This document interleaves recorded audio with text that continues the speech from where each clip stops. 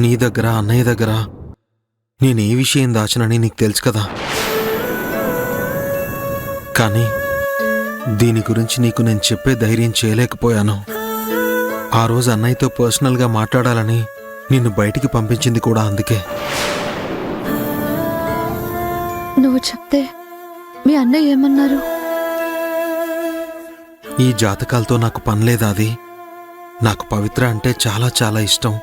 ఈ జాతకాల కోసమో మరి దేనికోసమో పవిత్రని నేను దూరం చేసుకోను అని చెప్పాడు.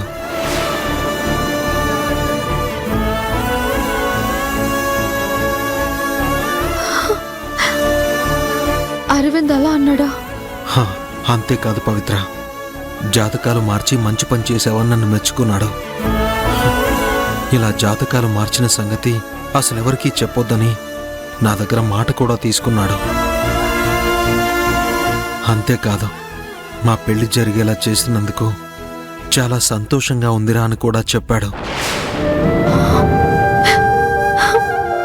అరవింద్కి నేనంటే అంత ఇష్టమా? అది చాలా ఇష్టం పవిత్ర. మా అమ్మ చనిపోయాక మా అన్న ఎంత మనస్ఫూర్తిగా సంతోషంగా ఉండడం నేను చూసింది మీ పెళ్లి కుదిరాకే. నీతో పెళ్లి అనుకున్నాక అన్నయ్యలో కొత్త ఉత్సాహాన్ని నేను గమనించాను. నిన్ను పెళ్లి చేసుకుని నీతో లైఫ్ షేర్ చేసుకోవడానికి అన్నయ్య చాలా ఆశపడ్డాడు.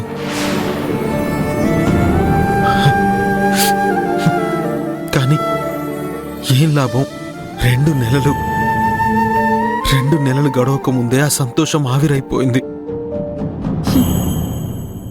అరవింద్ ప్రేమని పొందే అదృష్టం నాకు లేదంటే?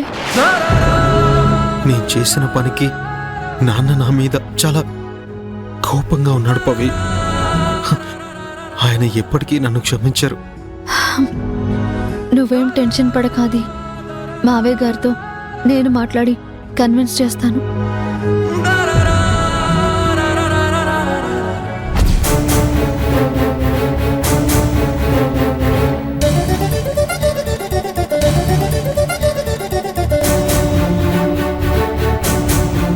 ఏంట్రా రాజశేఖర్, వీడెంత పెద్ద తప్పు చేశాడో చూసావా?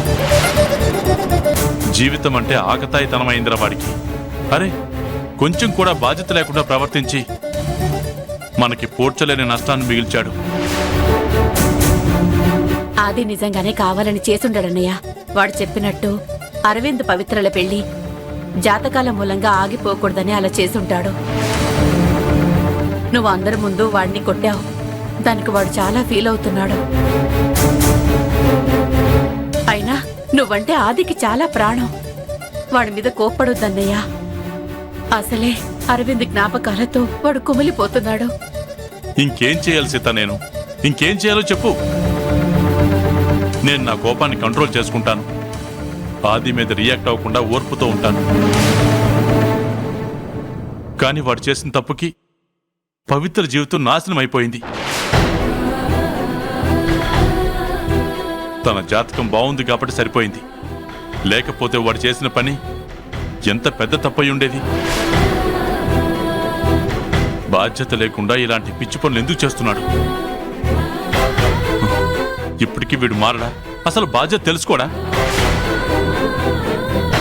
అరవింద్ చనిపోవడానికి జాతకాలు మారడమో ఆది చేసిన తప్పు కారణం కాదు.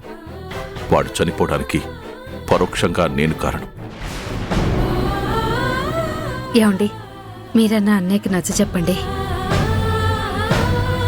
రే చక్రవర్తి,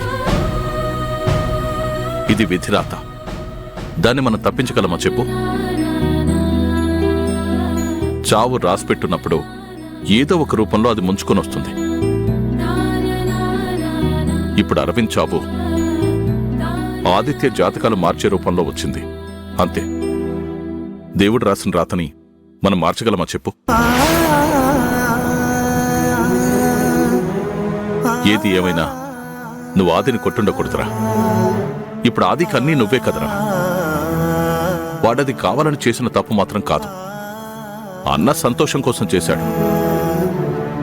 అది ఆలోచించి ఆదిని క్షమించరా?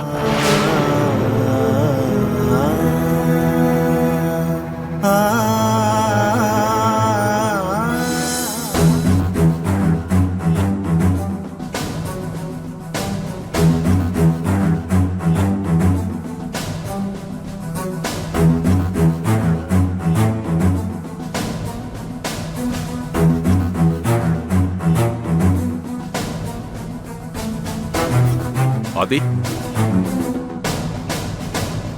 నీతో పనుంది, కొంచెం వస్తావా?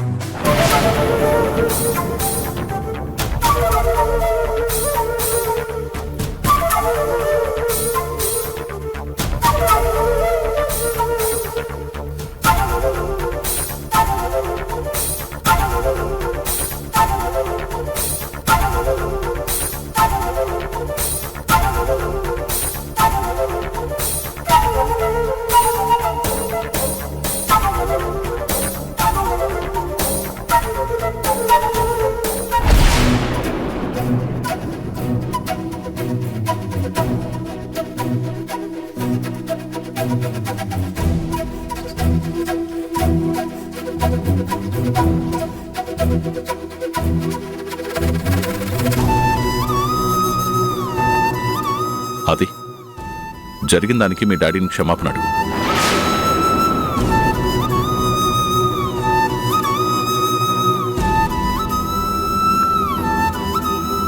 సారీ నాన్న, నన్ను క్షమించండి.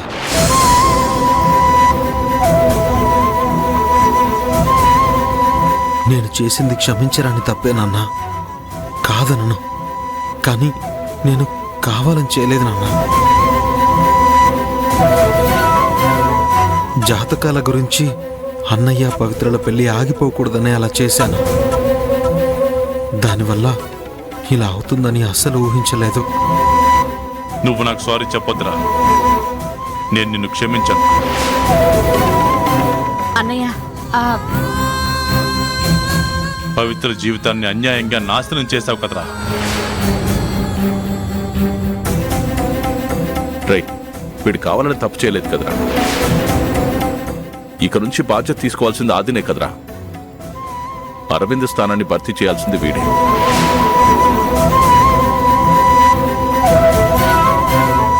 వీడికి మాత్రం నువ్వు తప్ప ఎవరున్నారు చెప్పు? నా మాట విని క్షమించరా? రేయ్, నువ్వెన్నీ చెప్పరా, నాకైతే వీడి మొహం కూడా చూడాలనిపించట్లేదు.